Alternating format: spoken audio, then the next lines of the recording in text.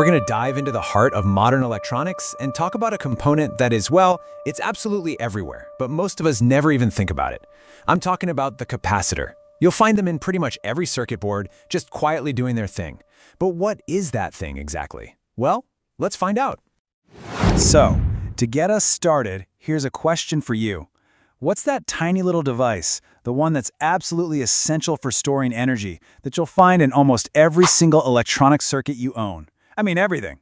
Now, if you're thinking it's some kind of tiny battery, you're actually pretty close. The answer, of course, is the capacitor.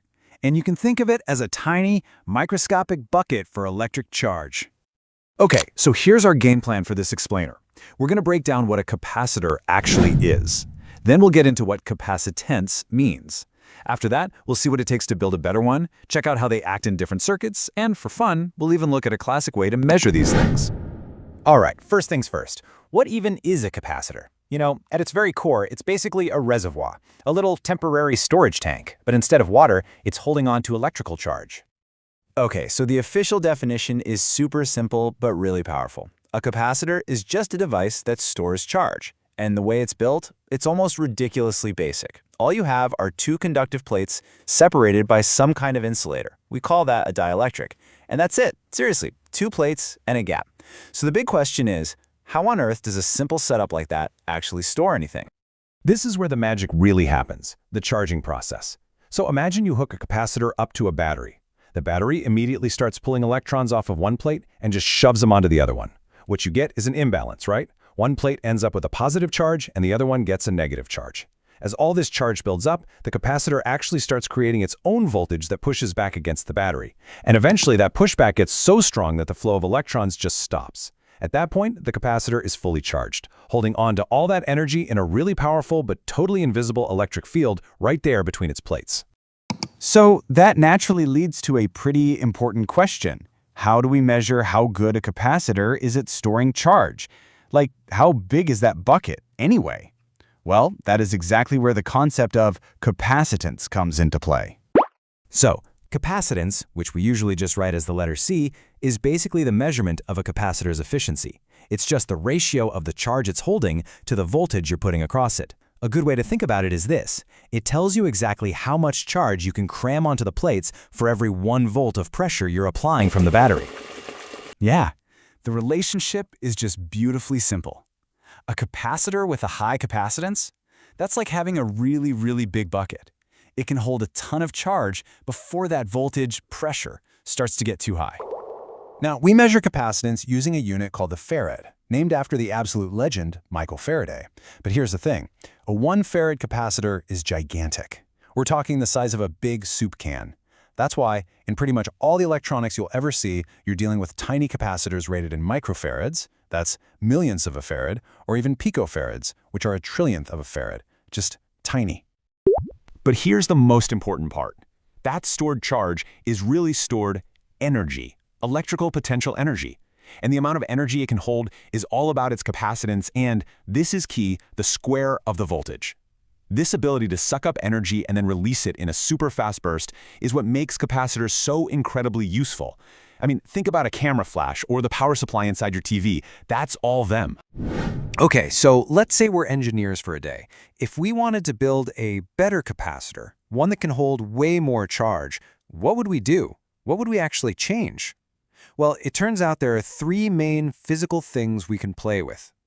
The 3 things that really define how much a capacitor can store are the area of its plates, how far apart those plates are, and the kind of insulating material, that's the dielectric, that you stick between them. Let's take a quick look at each one.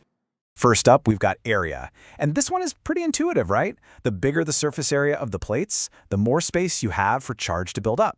So it makes sense that capacitance is directly proportional to the area where the plates overlap. You double the area, you get double the capacitance. Simple as that. Next up is the distance between the plates. Now this one's a little less obvious. Here's what's happening. As you bring the plates closer together, the attraction between the positive and negative charges on them gets way stronger. And that strong attraction actually helps pull even more charge from the battery onto the plates. So capacitance is inversely proportional to the distance. In other words, for capacitors, closer is definitely better. And finally, we have the dielectric. This is the secret sauce. If you just slide an insulator, something like paper or glass, into that gap between the plates, the capacitance shoots way up. And here's why, in a nutshell. The molecules inside that insulator actually line up to oppose the capacitor's own electric field. They create this little counterfield that weakens the main one. And with a weaker field to fight against, the battery can push a whole lot more charge onto the plates. It's a massive boost to the capacitance. Okay, so we know how they're built. Now let's see how these things actually behave when we put them to work inside a real electrical circuit. We'll look at what happens when you group them together and how they react to different kinds of current. So, when you start combining capacitors in a circuit, their total capacitance changes. If you hook them up in parallel, well, that's just like putting two buckets right next to each other. Their total capacity just adds up. You've basically made one giant capacitor. But if you connect them in series, one after another, the math gets a little trickier, and the end result is that your total capacitance actually goes down. You know, a capacitor acts completely differently depending on whether you feed it DC or AC current. Think of it this way. In a DC circuit, like from a battery, the capacitor charges up and then it's full. It becomes a roadblock, blocking any more steady current from flowing. But with AC circuits, where the voltage is flipping back and forth constantly, the capacitor is always charging and discharging, charging and discharging. It's like a swinging gate. This means it effectively lets AC current flow right on through, which is exactly why they're so crucial for things like filtering power or tuning into your favorite radio station. Now, this is really interesting. Take a look at the timing in an AC circuit. The current flowing into the capacitor and the voltage across it, they aren't in sync. They don't rise and fall together. In fact, the current actually leads the voltage by 90 degrees. You can see it right here on the graph. The current, that's curve I, hits its peak a full quarter of a cycle before the voltage, curve V, does. The current gets there first. And because of this weird timing difference, a perfect ideal capacitor doesn't actually use up any power. It's more like it just borrows energy.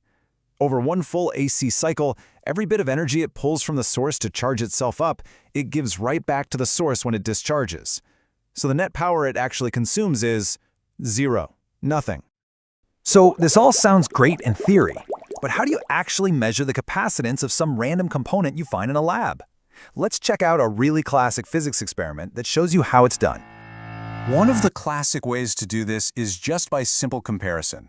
You need a device that can measure a burst of charge, something like a ballistic galvanometer. First, you take a capacitor that you already know the value of, your standard, charge it up, and then discharge it through the galvanometer. You just watch how far the needle kicks and write that down. Then you do the exact same thing with the mystery capacitor you want to measure. Since that kick is proportional to the charge, the ratio of the two kicks tells you the ratio of the two capacitances. It's a really clever and pretty direct way to figure it out. And so we've kind of come full circle, haven't we? After all the formulas, the different applications, we can come right back to the simplest, most elegant truth about this little component. When you boil it all down, a capacitor is just a device that stores charge. Yeah, from smoothing out the power in your gadgets to firing off a camera's flash, this tiny little charge bucket is absolutely fundamental to our world. And it really makes you wonder, right? As we're all pushing for better batteries, faster computers, and new ways to harness energy, where is this simple, powerful ability to store and release energy going to show up next? What's the next great leap it's going to enable?